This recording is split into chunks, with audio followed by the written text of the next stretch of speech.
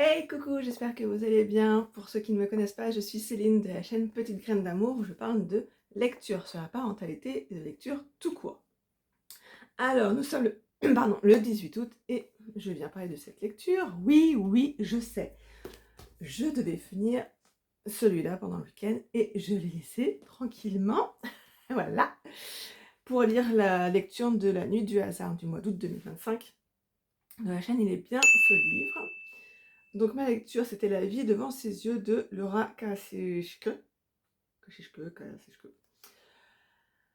Alors, comment parler de ce livre? On va suivre Diana, qui a la quarantaine, qui est la maman d'une petite Emma qui a 10 ans et qui est mariée à un professeur de philosophie de l'université. Elle vit dans une maison, une jolie maison dont elle a toujours rêvé, avec ce qu'ils appellent une galerie, donc c'est la petite terrasse devant avec les rocking chairs, etc. Et on la suit par rapport surtout à elle et à sa fille, au fait qu'elle a été élue reine du mois de mai dans son lycée. Et en fait, on commence l'histoire. L'histoire commence. Je suis en train de chercher comment ça s'appelle. Ah, les tueries là dans les lycées, comme au lycée Columbine. Il y a un terme, je ne sais plus. Donc ce sont vraiment les premières pages, donc c'est pas du tout un spoil quand je parle de ça, où on suit donc deux jeunes filles qui sont dans les toilettes du lycée, qui papotent, et qui entendent tac tac tac tac tac tac. Je fais très mal le bruit du fusil.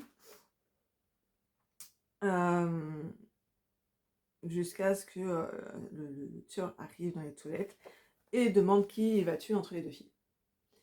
Et en fait l'histoire, on va donc suivre Diana au présent, et il y a des flashbacks du passé quand justement elle est au lycée, quand elle rencontre sa copine. Et je dirais à peu près l'année avant cette tuerie. Je ne trouve plus le terme. Hein. Il y a tuerie de masse, mais je suis pas sûre que ça corresponde à ça. Bref, c'est pas grave. Je ne saurais dire en fait si j'aime ou pas ce livre. Voilà. Je ne peux pas dire en fait que j'aime, mais je peux pas dire que je déteste. J'y suis allée, je l'ai lu ce week-end. Ouais, oui, oui, je l'ai commencé vendredi. Alors j'ai pas beaucoup lu en soi, puisque j'ai fait de la peinture et qu'il faisait très chaud. Moche, mais chaud. Et je viens de le finir là, donc lundi 18 à 16h. Ouais, non, j'ai pas aimé, mais j'ai pas détesté. J'y suis allée sans réelle envie, mais sans y aller à reculons.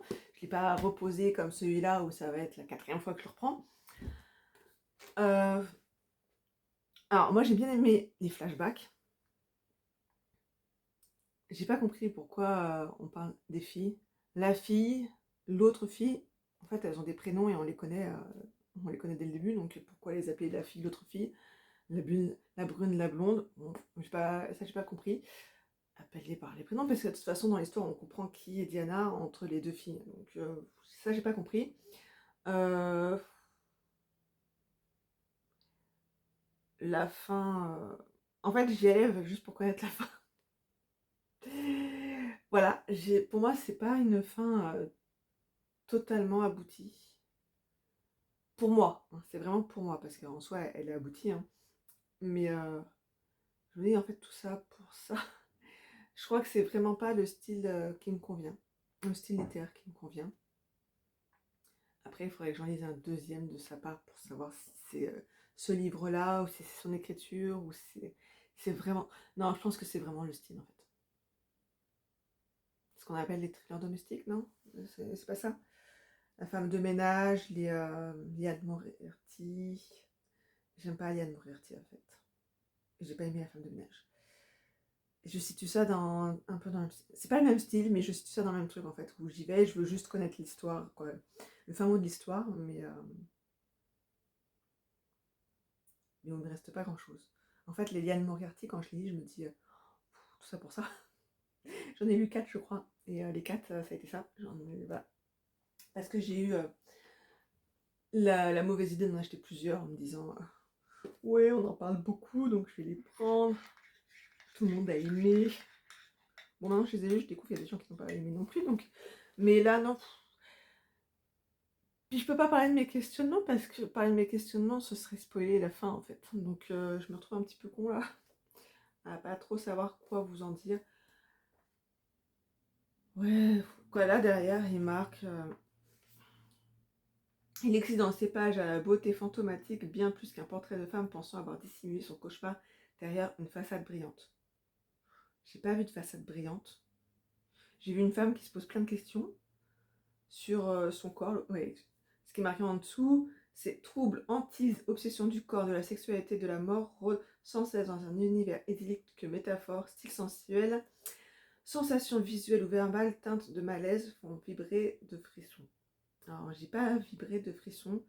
Obsession du corps, oui. Après, elle voit des choses, je me dis... elle surréagit à certaines choses, je me dis... Après, connaissant la fin, je me dis oui, bon bah voilà. Mais voilà, je ne sais pas trop quoi dire de plus sur ce livre. Si vous l'avez lu, mettez en commentaire. J'attends que ça, d'avoir votre avis. Parce que oui, non, j'ai pas aimé, mais j'ai pas détesté. C'est pas une lecture qui va rester dans ma tête, je pense. Voilà, donc je vais reprendre pour la 4e fois. Il me reste pas tant que ça à lire, hein, en plus, c'est dommage, parce que je pense que j'aurais vraiment pu le lire ce week-end. Parce que j'en suis à la page 385. Et j'en ai 490. Je compte pas les dernières pages là où il n'y a rien à lire en fait. Donc 490, donc il me reste une centaine de pages. Donc effectivement, j'aurais pu les lire ce week-end. Mais ce qui est assez drôle, c'est que je lis ça et en fait, j'entends beaucoup parler de Barack Obama en ce moment. J'ai écouté des podcasts, quoi, des émissions de Idriss Aberkan sur YouTube. Et il y a au moins 2 émissions où on a parlé de Barack Obama, dont une, alors c'était pas le sujet, hein, mais ils en ont parlé quand même, le fait qu'il était... Ah, je perds encore mes mots, c'est compliqué, hein. Je pense que c'est le réveil à 5h du matin qui commence à se faire sentir. Ah, pas inculpé, mais c'est un truc dans ce style-là pour haute trahison. Donc quand je lis Michelle Obama et que j'entends ce qui se passe, voilà, je fais des parallèles. Mais c'est pas inintéressant, mais c'est très très détaillé, peut-être un petit peu trop par rapport à ce que j'en connais. Moi, je connais pas grand-chose de Michelle Obama, mais en fait, pour moi, ça commence seulement à devenir intéressant. Elle raconte que donc elle a créé, pas toute seule, mais elle a créé un potager dans les jardins de la Maison Blanche. Donc forcément, par rapport au protocole, tout ça se fait pas trop. Mais que elle sait en fait que ça va être compliqué parce quand elle a voulu créer ce potager pour réveiller un petit peu les gens par rapport à l'obésité infantile, des choses comme ça. Le fait qu'il y a des enfants qui n'ont pas accès à un jardin, qui ne sortent pas plus que ça, etc. Et qu'elle sait qu'il y a des choses que certains autres ont voulu mettre en place avant et qui se sont retrouvés à ne pas faire grand-chose par rapport à tout ce qui est lobby de l'agroalimentaire. Voilà, donc oui, on le sait que le lobby de l'agroalimentaire, comme le lobby de Big Pharma, ont un très très très gros poids et que ça oblige à certaines choses. Donc j'en suis là en fait, vive. J'en suis là. Elle a rencontré la reine d'Angleterre aussi. Et oh mon dieu, elle a touché l'épaule de la reine d'Angleterre, donc c'était pas bien vu du tout. Parce que il faut pas toucher la reine d'Angleterre. Donc elle est passée outre le protocole, donc a priori ça a fait un tollé aux États-Unis. Cette femme, cette gourgandine, n'aurait pas dû toucher la reine d'Angleterre. Voilà, c'est des petits trucs. Je dis, ah oui, non mais en fait, quand tu le sais pas, je sais pas si on l'a vraiment mis au courant de tous les protocoles avant. Je pense qu'il y a tellement de choses qu'on leur dit, ça vous avez le droit de faire, ça vous n'avez pas le droit de faire, ça vous pouvez le dire, ça pas le dire. Il faut être de telle et telle manière, etc. Ça... Ouais, j'allais dire c'est intéressant. Oui et non, c'est intéressant de le savoir dans le sens où tout est super carré en fait. Il faut pas déroger à la règle, sinon tu es catalogué. Voilà. Donc je le reprends maintenant. peut-être que je l'aurai fini à la fin de la semaine. Ce qui me semble un peu compliqué. Demain, je travaille toute la journée. Mercredi, j'espère pouvoir lire, vu que j'ai déjà préparé les affaires de rentrée pour mes petits. J'ai les 2 pauvres livres à acheter pour ma fille, il faut que je regarde. Et sa calculatrice, parce que bien sûr, ce n'est pas la même que l'année dernière, vu qu'elle change de lycée. Ce n'est pas la même calculatrice. Voilà. Donc l'année dernière, j'ai dépensé plus de 80 € pour une calculatrice qu'elle a à peine utilisée. Et là, il va falloir que je redépense une centaine d'euros pour notre calculatrice. Voilà. Oh, joie. Donc j'ai ça à m'occuper, mais ça doit pas prendre 107 ans, quoi. Ça va dépendre si je trouve en occasion ou pas. Et si je trouve pas en occasion, bah, il faut que je les achète neufs. Si je les achète neufs, ce sera à la Fnac s'ils les font. Comme ça, je me ferai livrer parce que c'est des livres à une trentaine d'euros. Et que j'ai pas envie de me déplacer et que la Fnac ici, elle est pauvrette, dirais-je. Elle est pauvrette, même si je sais effectivement que je peux commander en magasin, etc. Autant le faire de chez moi et recevoir chez moi, j'ai envie de dire. Et mon grand, j'ai pas encore reçu de mail, mais de toute façon, lui, tout ce qui est scolaire est fourni par le collège. Donc je ne m'en occupe pas. Il y a juste son sac, son agenda, sa trousse. Le reste, et la calculatrice bien sûr, mais le reste est fourni, donc ça c'est bien. Et les 2 petits, oui, c'est fait, il faut juste vérifier les trousses, mais il y en a qui sont partis en vacances avec, donc je ne peux pas vérifier les trousses. Et ils ont pris leur sac à dos, donc je ne peux pas mettre directement dans le sac à dos. Donc j'ai prévu des sacs, j'ai mis dedans ce qui était prêt. Donc oui, il y aura juste à vérifier les trousses, voir s'il faut compléter ou si c'est bon. Leurs sacs de réserve sont prêts. Et c'est tout. Donc on se retrouve bientôt. Voilà. Tout de suite pour vous et pour moi dans quelques jours.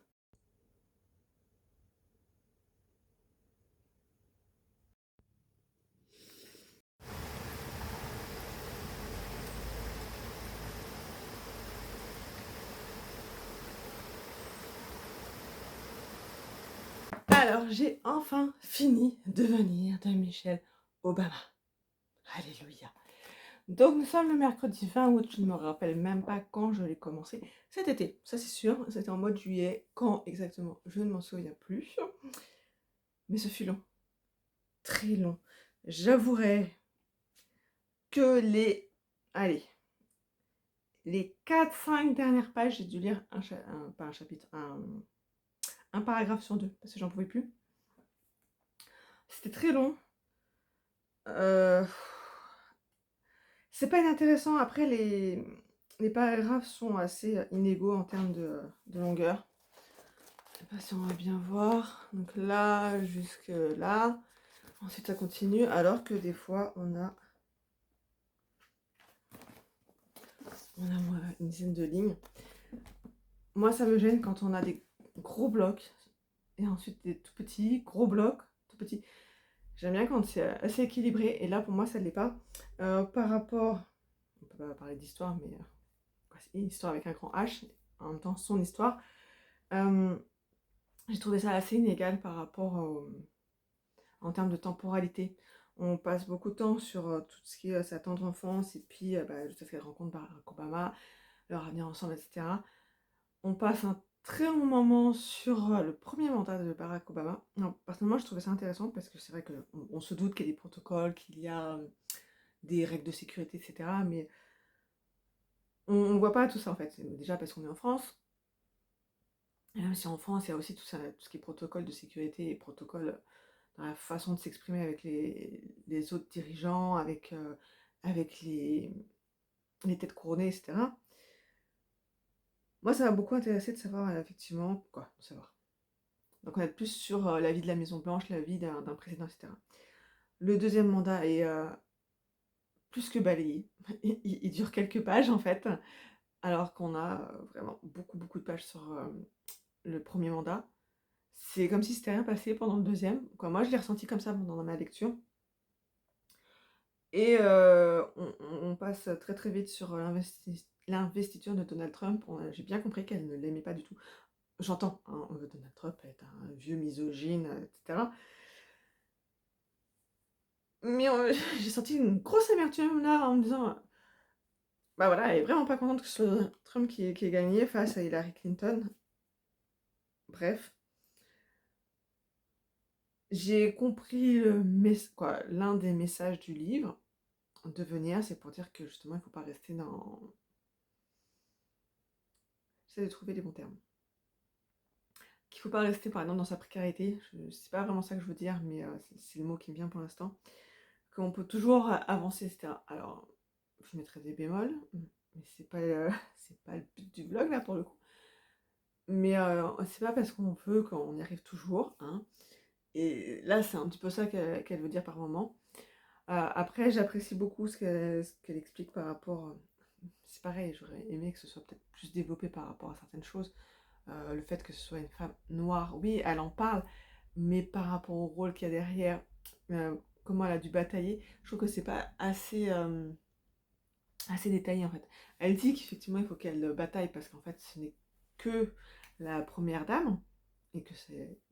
Voilà, il y a des rôles. Le rôle n'est pas spécialement défini. Donc il y a des choses qu'elle peut se permettre et d'autres pas. Bon, en soi, il n'y a pas beaucoup de choses qu'elle peut se permettre. Mais qu'elle a mis plein de choses en place et j'aurais voulu qu'elle détaille plus justement par rapport à ça, vu que normalement c'est d'elle qu'on parle et on voit en fait la place qu'elle prend au sein du couple présidentiel. Voilà, je trouve que c'était ouais, très très très très long. Donc maintenant il va falloir que je choisisse une nouvelle lecture. Après ça, j'ai envie de lire un truc court, histoire de me dire je peux lire un peu plus vite. Parce que je pense que j'ai dû mettre un mois. Alors d'accord, j'ai lu d'autres livres entre temps, mais je pense avoir mis un mois pour le lire. C'est pas bon signe. C'est pas bon signe. Les seuls livres où je suis très lente, c'est L'Assassin Royal. Parce que chaque livre est fait dans les 1100 pages. Que c'est une espèce de papier Bible, écrit tout petit. Et là, je mets 3 semaines entrecoupées à chaque fois d'un livre. Court. Là, je ne sais même pas. Je n'ai pas écrit dans mon carnet de lecture combien de livres j'ai pu lire entre temps. Mais je n'ai pas lu des masses non plus. Mais voilà, je suis très contente. Je viens de le finir pendant le live Read With Me de Séverine. Du coup, il est bien ce livre. Du coup, les copines qui me disent tu vas pouvoir lire celui de Barack. Ouais, alors je vais attendre un petit peu avant de lire Barack Obama. Je l'ai, hein, mais je vais attendre un petit peu. Parce que là, c'était lent. Je sais pas de quoi il parle son livre. Hein. Je l'ai acheté, mais j'ai même pas regardé la quatrième de couverture. Je l'ai acheté parce que c'était Barack Obama. Mais oui, non, je pense que je vais attendre plusieurs mois. Peut-être même l'année prochaine. Parce qu'à la base, ce livre, je me disais, c'est une bonne lecture d'été. Non, je dirais plutôt que c'est une bonne lecture d'hiver au coin du feu. Voilà, quand la nuit est longue, en fait. Mais bon, donc je vais essayer de trouver quelque chose. Alors, de plus léger, je ne suis pas sûre. Parce que je suis pas sûre d'avoir des lectures très très légères. Mais plus courtes, c'est sûr. On se retrouve pour la prochaine. Alors, on continue avec le bilan lecture donc du mois d'août. Je pense pas parler pendant très très très longtemps, mais ça veut rien dire parce que je suis assise sur un escabeau. Parce que j'ai des petits travaux dans ma pièce. Mon frère a refait l'électricité, donc là j'ai déjà enduit là où il y avait besoin d'enduire. Et que il va falloir que je fasse toute la peinture, notamment du plafond que j'avais déjà faite quand on est arrivé ici et que je vais refaire parce qu'il y avait des endroits pas top top et qu'il va falloir que je ponce à certains endroits, chose que j'avais pas vue avant. Et que du coup, mon fond lavande, ouais, lavande, mauve, va partir. J'ai un pot de peinture que j'avais acheté pour toute autre chose. C'est marqué Santa Fe. Je n'arrive pas à déterminer si c'est beige ou lin, bien que ce soit assez proche, n'est-ce pas, qui me permettrait de savoir de quelle couleur va être ce mur-là. Parce qu'en fait, mes autres murs, au lieu d'être blancs, vont devenir donc Santa Fe. Et en fonction de la couleur de Santa Fe, j'hésite entre une couleur un peu terracotta, mais j'espère que ça fasse un petit peu trop foncé, ou une couleur un peu vert. Comment j'ai vu ça? Pas vert d'eau, non. J'ai vu le nom dans le verre hier.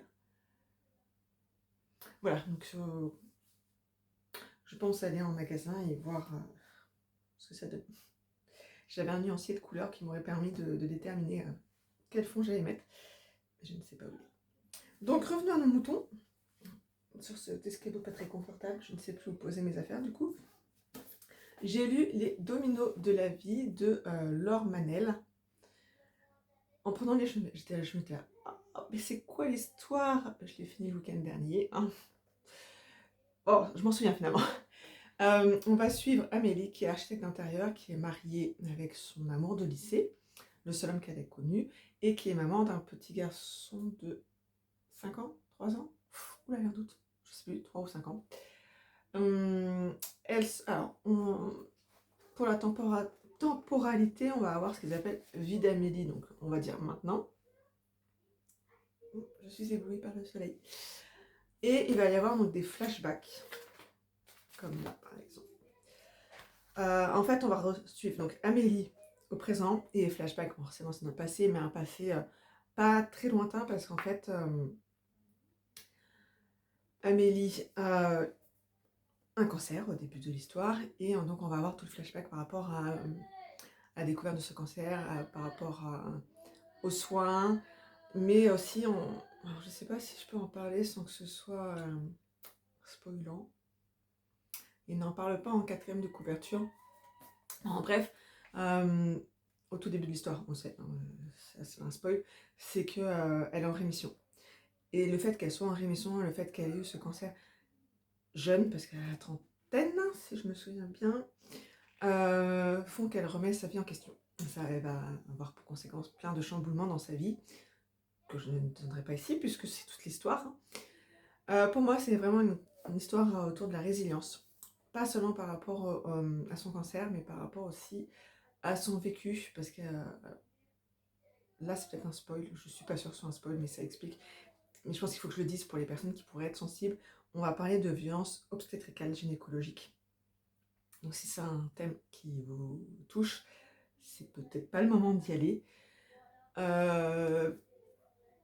Du coup, ça va tourner autour de ça. Le fait qu'elle ait un cancer pourrait potentiellement être la conséquence de ces violences. Voilà, donc c'est vraiment un truc sur la résilience. Je me suis pas du tout identifiée à Amélie. Et si je comprends bien, ça doit être lié aussi au vécu de l'autrice Laure Manel. Mais je me suis pas identifiée, alors je ne vais pas dire que je n'ai jamais eu de violence obstétricale gynécologique, parce que j'en ai eu quelques-unes, mais pas de ce fait-là. Personnellement, j'ai 4 enfants et j'ai pas vécu ce qu'elle a vécu là non plus quand elle parle de son accouchement. Mais c'est pas par rapport à ça où j'ai pas vécu, c'est que, quoi, pas, que je me suis pas identifiée. C'est juste que je me suis pas identifiée en fait à elle. Sinon l'histoire, elle est...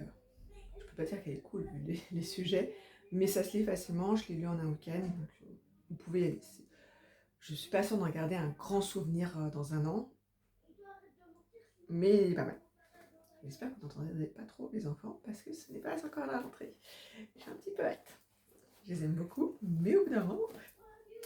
J'ai aussi lu Forcez votre destin de Anthony Bourbon. Je connaissais déjà la personne. Quoi, la personne? J'en avais déjà entendu parler. Je pense que j'avais dû entendre un ou deux podcasts avec lui. Et l'autre jour, j'ai regardé une vidéo YouTube où il est en conférence pendant 1h30, 1h40, je pense. Et ça m'a donné envie de lire son livre. Alors, c'est pas... comment dire? Je me sens pas forcée à aller vers mon destin, quoi. Je m'attendais à autre chose, je pense. Je m'attendais à plus de résilience de sa part par rapport à ce qu'il a vécu. Il en a. Mais en fait, Anthony Bourbon a été SDF très tôt dans sa vie. Il était encore adolescent.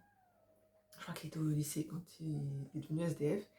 Et j'aurais aimé avoir plus de détails sur le fait de passer de SDF à millionnaire. Pour moi, il manque les étapes en fait. J'ai compris le plus gros, parce qu'il parle du plus gros. Il ne parle pas des détails justement de... Voilà, on sait qu'il a continué ses études de droit. Oui, mais comment tu as réussi à payer tes études de droit? Parce que quand il dit je me suis forcée à avoir besoin de moins pour ne pas dépenser. Oui, mais il y a quand même des choses où tu dépensais. Comme pour payer tes études, il fallait que tu dépenses. Comment tu as fait, vu que tu n'avais pas de domicile quand on fait des études, on te demande toujours des justificatifs de domicile, des choses comme ça. Et là, il n'en parle absolument pas. Donc petite interruption, donc il faut que je retrouve où j'en étais. Oui, pour moi il manque les étapes en fait de comment ils s'en est sortis et des choses que j'ai compris. Hein, que en fait, ouais, il rentre pas assez dans les détails. Forcez votre destin, ok, mais pour moi ça veut dire que lui, il dit bien qu'il a fait des erreurs, qu'il a raté des opportunités, des choses comme ça, mais il n'explique pas de comment par exemple il a pu payer ses études de droit. En TSDF, alors il explique bien que effectivement, des fois il préférait ne pas manger et de garder cet argent. Et c'est un esprit qu'il a gardé dans son logement parce qu'il dit je pourrais avoir 100 mètres carrés, tout équipé, etc. Alors que je vis toujours dans un 35 mètres carrés, je crois, ou un truc comme ça. Et qu'il n'a pas de canapé, il a juste un lit, un bureau, quoi, une table, et voilà, quoi, basta. Parce que pour lui, ça sert à rien de dépenser plus. Il n'en a pas besoin et que l'argent qu'il gagne, en fait, c'est pour le réinvestir. Ok, mais comment tu es sorti de l'état de SDF? Pour moi, c'est quelque chose qui manque beaucoup dans le livre. En fait, j'aurais préféré une partie même courte où il va nous dire, bah voilà, j'étais SDF de tel âge à tel âge ou pendant tant de temps et j'ai fait ça pour m'en sortir. Pour moi, c'est quelque chose qui manque en fait. Après, tout le reste est bien, mais moi personnellement, ça me donne pas particulièrement envie de forcer mon destin. Cette vidéo est très compliquée à tourner entre les interruptions des enfants et du mari, je vais y arriver. Donc, maintenant que j'ai lu donc, Forcer votre destin et Les dominos de la vie, je devais lire en lecture commune 1Q84 le livre 2, en sachant que le livre 1, je l'ai lu l'année dernière. Mais la lecture commune ne s'est pas faite et j'ai décidé de quand même le lire parce qu'un jour ou l'autre, il faut le sortir de la palle. Je n'en suis qu'à la page 21 sur 526, donc j'ai encore un peu de temps. Hein. Moi qui me disais, je vais essayer de le lire ce week-end pour enchaîner direct avec le 1er septembre, le lundi 1er septembre, je pouvais entamer. Je pense qu'il va être un petit peu mis de côté pour pouvoir faire ma palle de septembre. De toute façon, il attend depuis l'année dernière. Donc, mais voilà, je pense que je vais quand même le reprendre de temps en temps. Là, j'ai un petit peu de mal à me remettre dedans. Alors, autant il y a Aomame, je me souviens d'elle. Et là, il parle d'une petite fille dont je n'ai aucun souvenir. Quoi, je pense que c'est celle qui avait vu les petits personnages. En fait, j'avais bien aimé le premier livre, jusqu'à ce qu'on nous parle du petit peuple. Oh, ouais, les Little People. Là, il m'a perdu sur les Little People. Mais en fait, je voudrais savoir à quoi ça correspond. Donc c'est aussi pour ça que je continue, parce que sinon je pense que j'aurais pas continué. Le premier livre, pardon, se suffisait à lui-même, à mon sens. Mais comme il y a l'histoire des Little People, j'ai envie d'en savoir plus. Voilà, donc ce sera pour je ne sais pas quand, pour faire la critique de celui-là. Et je ne sais pas où mettre parce que je suis toujours sur mon escabeau. Je vais le tenir comme ça. Ce qui fait, il faudrait que je regarde la vidéo que j'avais faite pour le challenge Paye ton slip du conte Il est bien ce livre de Séverine, pour savoir si je l'ai rempli ou pas, parce que je n'ai aucun souvenir de ça. Bon, une fois que c'est fait, c'est fait. Mais en tout cas, donc pour le mois d'août, j'en suis à 1, 2, 3, 4, 5, 6 livres. Alors normalement, j'ai une moyenne de 1 livre par semaine, donc ça va. Et donc le challenge, c'était juin, juillet, août. Ça fait 2, 3, 4, 5, 6, 7, 8, 9, 10, 11, 12, 13, 14, 15, 16. 16 livres. Je pense que j'avais dû tabler sur 12 livres en fait. Je m'étais pas aventurée plus loin que ce que je fais habituellement. Donc si j'ai tablé sur 12 livres, j'ai dépassé mon objectif. Et puis c'est pas ça, c'est pas ça. Et pour le coup, j'en suis avec celui-là à ma 56e lecture. Voilà. Juste un petit point, j'ai vu que la vidéo précédente sur les livres enfants n'avait pas trop marché.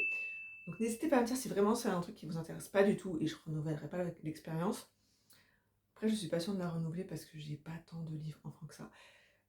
Parce qu'après, c'est des livres de mes enfants, quoi. Là aussi, c'était les livres de mes enfants, mais à thème. Après, c'est vraiment des choses pour... Voilà, c'est des trucs style Cluedo, chair de poule, des choses comme ça. Donc ça, je suis pas sûre que ça vaille le coup. Après, c'est des livres aussi sur des thèmes style les dinosaures, des choses comme ça. Donc voilà. Mais autant que je ne perde pas de temps à faire des vidéos qui ne fonctionnent pas, n'est-ce pas? Même si c'est une toute petite communauté que j'ai. Et une des prochaines vidéos que je vais faire, ce sera sur la palle que ma fille m'a faite. Tout à coup, elle a décidé de me faire une palle. Donc, ce sera une de mes prochaines vidéos. Donc, à venir, pas le défi. Voilà, je suis désolée, je perds mes mots. Mon vocabulaire est out. Pas les résultats, zut. Bon, mon retour par rapport au challenge paye ton slip. Voilà, on va faire ça comme ça. La palle d'octobre. En octobre, il y aura la palle de novembre pour le Black November. Si je réussis à faire une palle par rapport à ce que j'ai. Et ce sera déjà bien. Parce que là, je n'ai pas du tout de visibilité sur ce que je vais vous dire quand vous filmez. Voilà, bah, je vais vous laisser pour aujourd'hui. N'hésitez pas à mettre un commentaire, un pouce, ça fait toujours plaisir. Ça permet d'être un peu plus visible pour YouTube. À vous abonner, bien sûr. J'oublie l'essentiel. Et à laisser un commentaire par rapport à la lecture que je vous ai présentée aujourd'hui. Il n'y en a pas beaucoup, il me semble. Je ne sais pas, je verrai ça quand je vais monter la vidéo. Et puis, si vous avez des avis lecture à me donner, parce que moi, je prends en fait. Voilà, bonne journée, bonne lecture.